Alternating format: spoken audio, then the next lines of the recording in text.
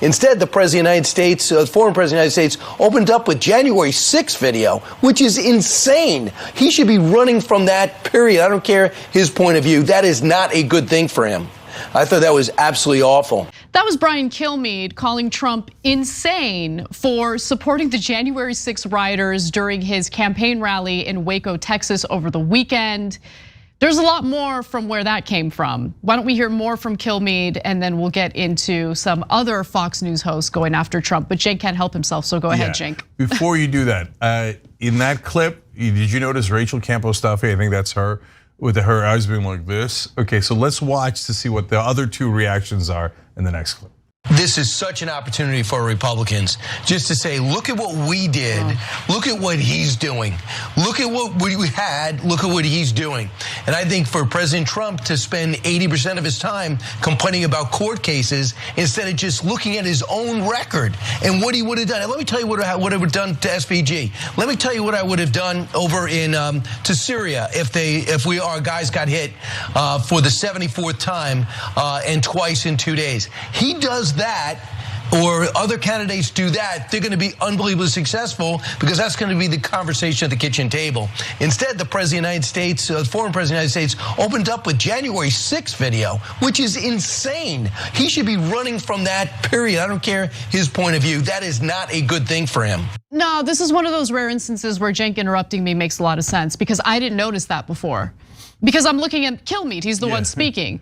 But look at the discomfort Rachel Campo-Stuffy and I don't know the name of the other guy are experiencing as Kilmeade is trying to very gently critique Donald Trump for opening his rally with the January 6th choir, by the way, to honor them, the rioters who broke into the Capitol and caused all this havoc. So first there was the Campo-Stuffy's look of like, okay, towards him. But the other interesting thing was the constant looking to presumably producers. They're like, what do we do? What do we do? Should we step in? Is this legal? Is this allowed? He's saying things that are against Trump. That's good. That's what we do. Oh, we're doing that now. Okay, all right, then I won't say anything. Okay, which by the way they are. Kilmeade's a good team player. The memo at Fox is it's okay to hit Trump. We're supporting DeSantis.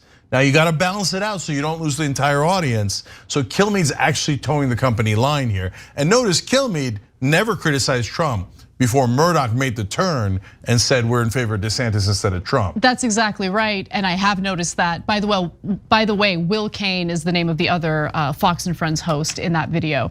So Fox has seemed to turn on Trump to some extent, considering all the negative commentary he's been getting on the network. Another example is actually Stuart Varney, who didn't take kindly to a moment where Trump apparently threatened violence against the Manhattan District Attorney Alvin Bragg. Now he did this in the context of social media. He was on Truth Social and he posted an article that included imagery of Trump like wielding a bat around. Trump shared the image of himself holding a baseball bat with Bragg's hands up. So the New York Post covered it and they included the image of this on their front page. On his Truth Social platform Thursday, as he devoted his day to attacking the prosecutor for pursuing a case over hush money payments to adult actress Stormy Daniels, the bat image was pulled from an article that he shared but was not removed. Okay. So Stuart Varney, who was also a giant Trump supporter, was not happy about this. And honestly, I think what he's about to say provides a lot of common sense to the Republican Party if they're genuinely concerned about winning in the next election, but it doesn't matter. For diehard Trump supporters, they're not gonna hear any of that. So without further ado, let's go to the last video here. I don't think America wants that kind of behavior in a presidential candidate. I think they're tired of it. I don't think they like to see him wielding a baseball bat prior to some possible charges in court. I just don't think it goes down well with a majority of people.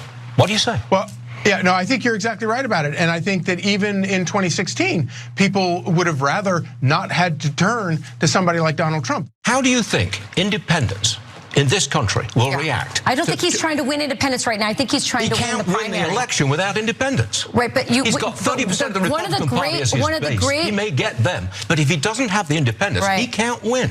So in at least 2 separate discussions, Stuart Varney brought up the bat photo and clearly was not happy about it, but he's actually making a good point, and honestly a point that Republican leadership, I'm sure, is concerned about, which is why they're trying to prop up DeSantis. Donald Trump does well with the Republican base. Clearly, he does not do well when it comes to the rest of the electorate, namely the independent voters who get turned off by some of his antics. Yeah. That's what hurt Republicans during the midterm elections, right? All the Trump candidates, most of the Trump candidates didn't perform well once they made it to the general election.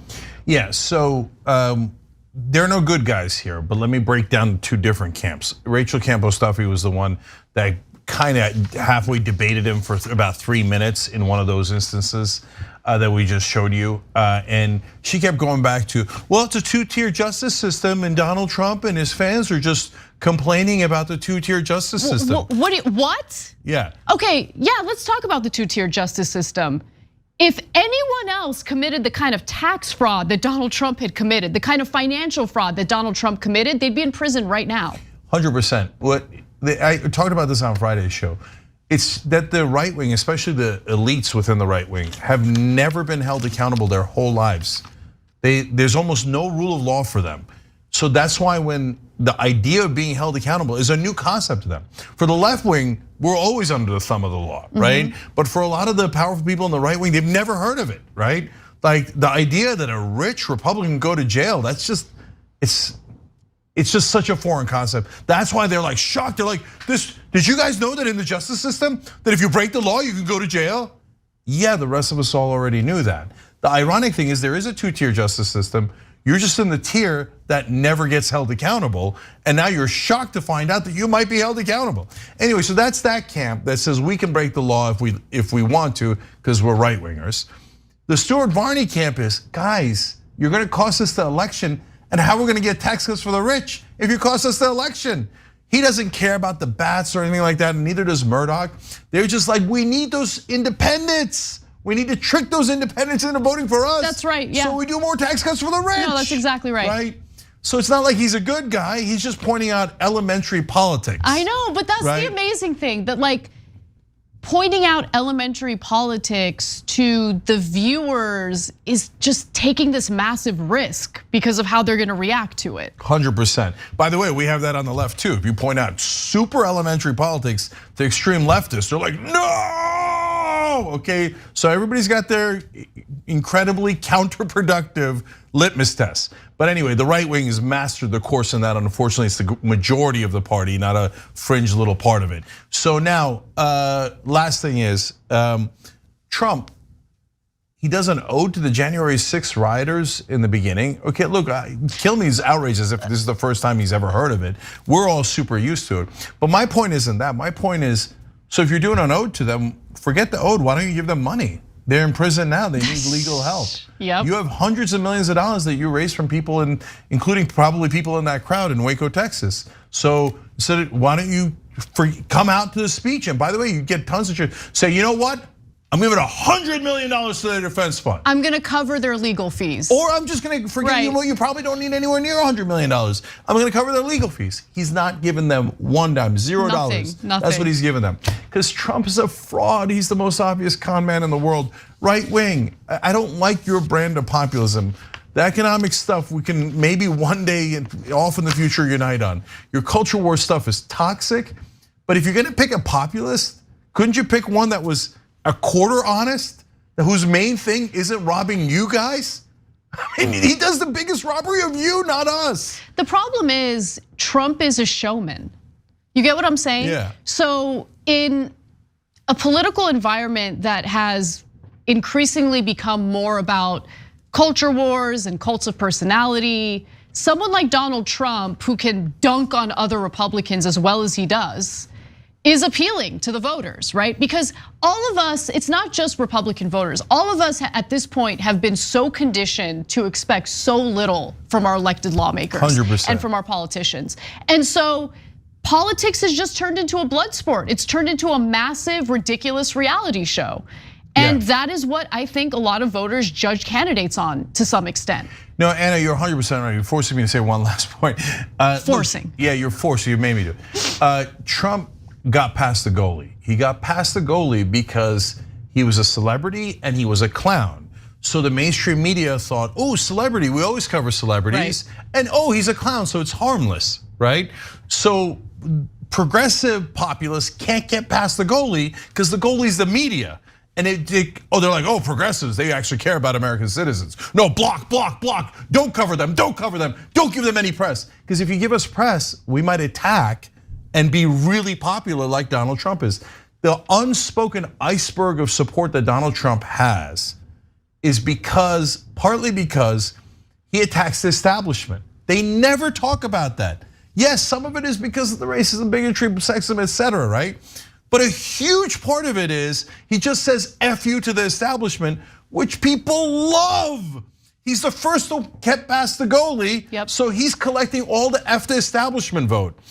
That should be progressives collecting that, but we cannot get past the mainstream media. If we're being honest, they're actually our biggest opponents. Thanks for watching The Young Turks, really appreciate it. Another way to show support is through YouTube memberships. You'll get to interact with us more. There's live chat emojis, badges. You've got emojis of me, Anna, John, JR. So those are super fun. But you also get playback of our exclusive member-only shows and specials right after they air. So all of that, all you gotta do is click that join button right underneath the video. Thank you. If it makes you feel any better, I have already put evac on alert. He's ready to go if it comes to that. General, I can assure you. Hey, General, let me into the war room to see you, so I had to hack my way onto this frequency. This better be critical, Wheelie. So, come on, what is it now, please? Okay, couple of things. I'm running low on the dough. I was thinking about taking a couple of months sick leave, maybe starting today. And oh yeah, I intercepted a transmission from Megatron. Then send it through. Yes, sir, right away, sir. And so I was so damn good on the other stuff. This is your last warning, insects. Relinquish what remains of the Allspark. So who's the insect? You? What? Who's the insect? Protect you. They will defeat it on our world, and we will defeat them here. This was just a diversion. Security teams bring up. Rabbit, she's already inside. Deeds. Give me an update on that reserve. Boss readiness. What was his name? What was it? Evac, sir. Right, evac.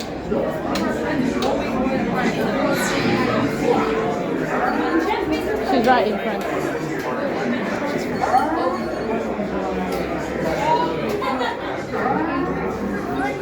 We are facing a heavy, sustained attack. They appear to be after the Allspark. General,